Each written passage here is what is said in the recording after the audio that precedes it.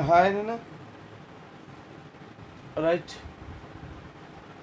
See, in this class, we will discuss about the defects or else demerits of long form of periodic table.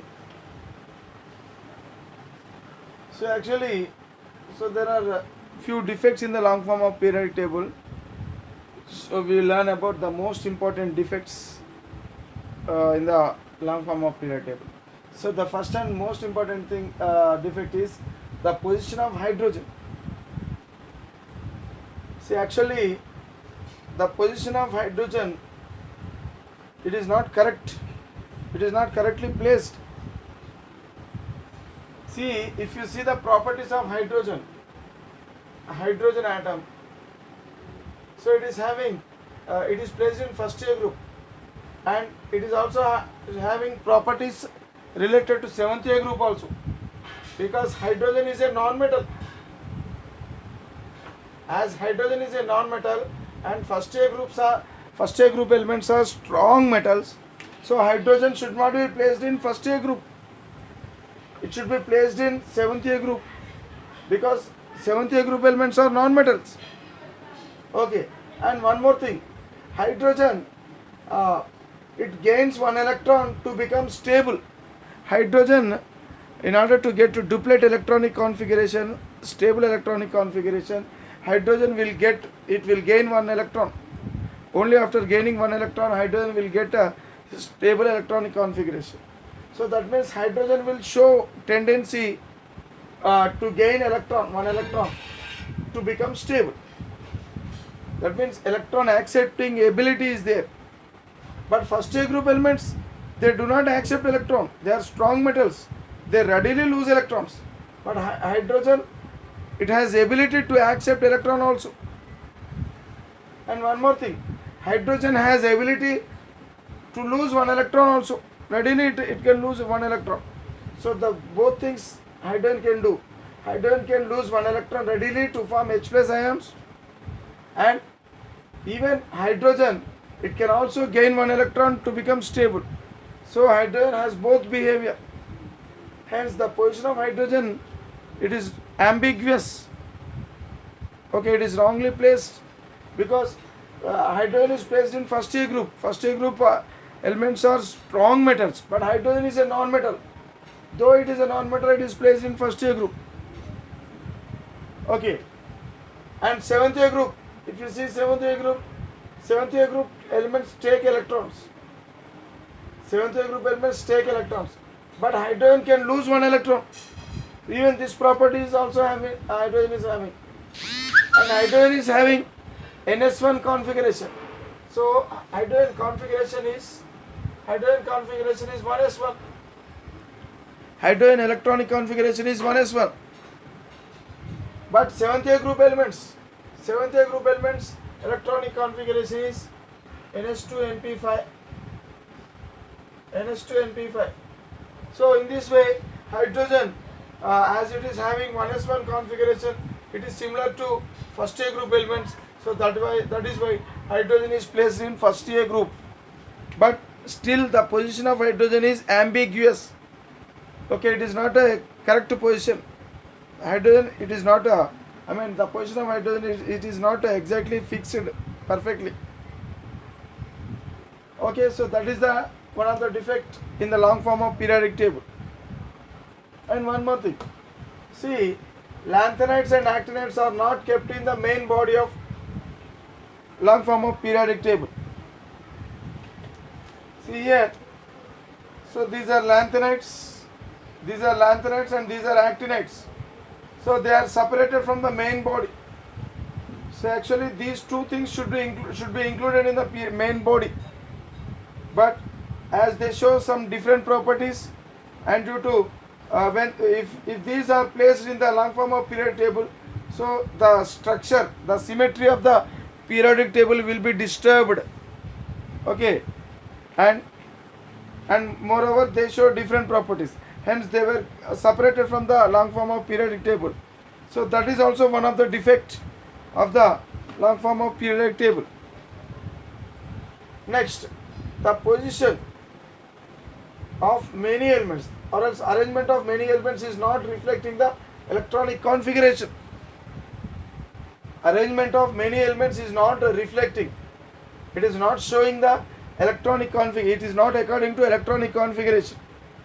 Generally, long form of periodic table, it is based on atomic numbers and electronic configuration. But here, there are certain places, there are so many elements where the position of the element is not according to the electronic configuration. For example, take a chromium copper. See, chromium electronic configuration is like this: 1s2, 2s2, 2p6, like this 4s1, 3d5. So that means 3d5, actually d5 configuration should be for 5th B group elements, but chromium belongs to 4th B, but d5 configuration is related to 5th B. Okay, so actually, so this should be 5th B: manganese, technetium, rhenium, borium. So these are 5th B group elements, and they possess d5 configuration. D5 configuration they should possess. 5th B should possess D5 configuration. But chromium, being in 4th B also, it is showing D5 configuration. That means by looking into its configuration, we generally think that chromium belongs to 5th B, but actually chromium was placed in 4th B. So that is one of the defects. That means based on the electronic configuration, chromium should be placed in 5th B because it is having D5. Chromium is having D5. It should be placed in 5th B, but it is placed in 4th B. Okay, that means position of many elements is not reflecting. Okay, it is not explained, it is not according to the electronic configuration. Even copper also, there are so many elements. So just I have mentioned only 2 elements here. Many elements are present from transitional elements, and many elements are there in lanthanides, and even in actinides also there are so many elements which were placed wrongly, and which are not followed. The placement, the place of the element is not following the electronic configuration. So actually the place of the element should follow electronic configuration. But there are many elements which are not following, which are not placed according to electronic configuration. So one more example, if you take copper electronic configuration is 4s1 3d10, but D10 configuration is related to what? First B, but copper belongs to D10 configuration is related to second B, but copper it belongs to first B. So if you see D10, because if you observe the electronic configuration of copper, so scientists already, we have learned the electronic configurations in our previous sessions.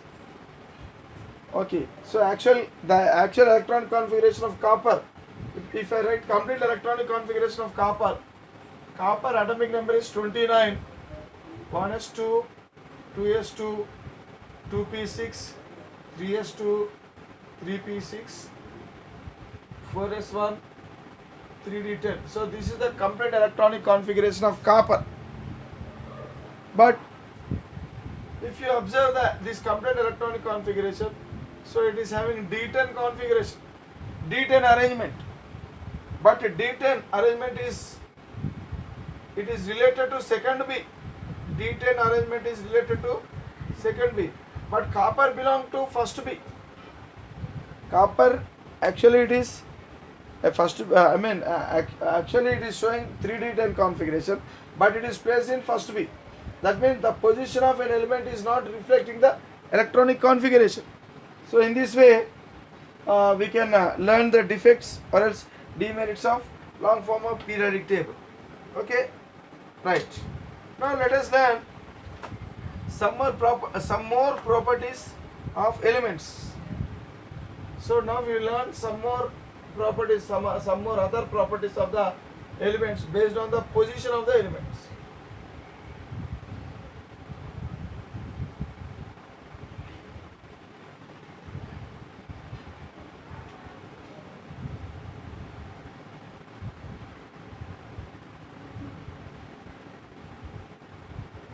The properties based on the position of the element.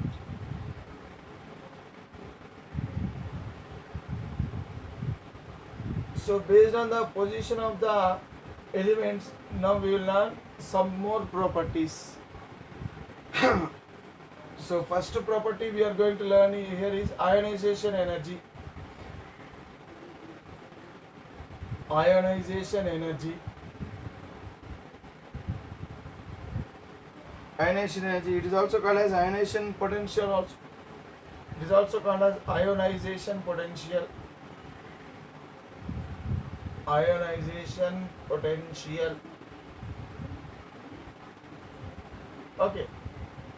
Next one is electronegativity.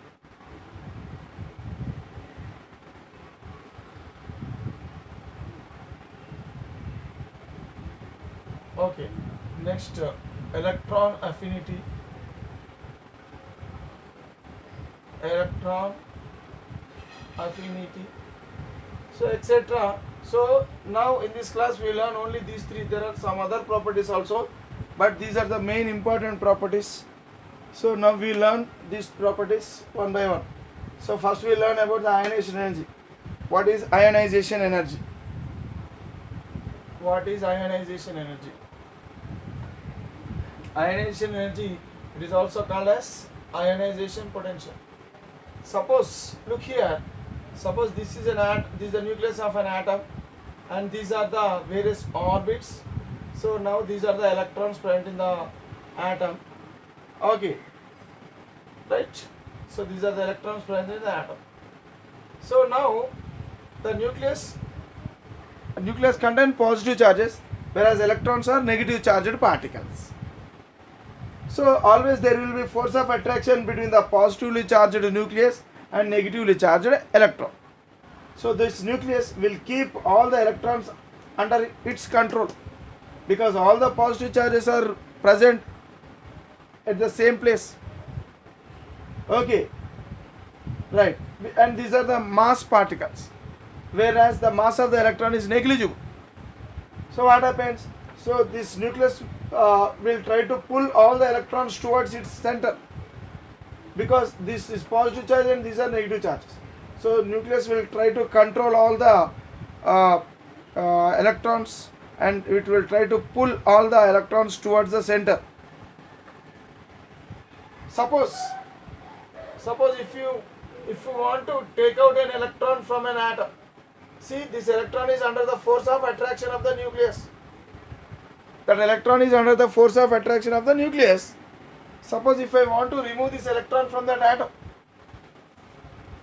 against the force of attraction, I have to remove this electron from the atom outside. So as I am removing this electron from the atom against the force of attraction of the nucleus, I have to spend some energy. Unless and until I spend some energy, I cannot remove that electron from that atom.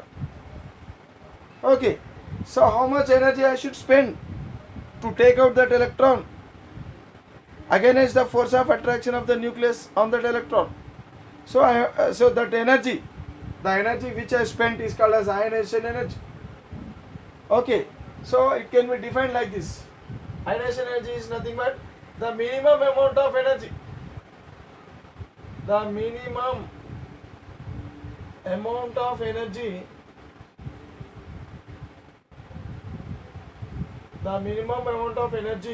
required. The minimum amount of energy required for what? Energy is required for what? To remove an electron. So electron, where that electron is present, I cannot remove this electron because this electron is very close to the nucleus and it is under strong force of attraction, and the inner electrons I cannot remove easily because those electrons are under the strong force of attraction of the nucleus. See, as electrons are placed away from the nucleus, when an electron is placed away from the nucleus, then the force of attraction on the outer electron will be somewhat less when compared to the force of attraction of the nucleus on the inner electrons. See, I can remove the outer electrons easily, but I cannot remove the inner electrons. Okay, so that means to remove an electron from the outermost orbit, from the outermost orbit of what? Of an atom. So actually that atom should be free atom. That means outermost orbit of an isolated atom. What is the meaning of isolated atom? That means one atom, it is isolated from other atom. So that means if atoms are present like this, then they are said to be isolated atom. Suppose if atoms are joined with one another, then we cannot call them as isolated atom. So we can remove electron only from isolated atom. So from group of atoms we cannot remove electron. Okay, so remember that an electron can be removed only from the isolated atom. Isolated, and this isolated atoms, they are available in isolated form only in gaseous state, not in solid or not in liquid state. So isolated atoms are available in gaseous state only. So that is why the definition should be written like this: remove an electron from the outermost orbit of an isolated gaseous, isolated gaseous neutral atom. So these three words I have to compulsory use.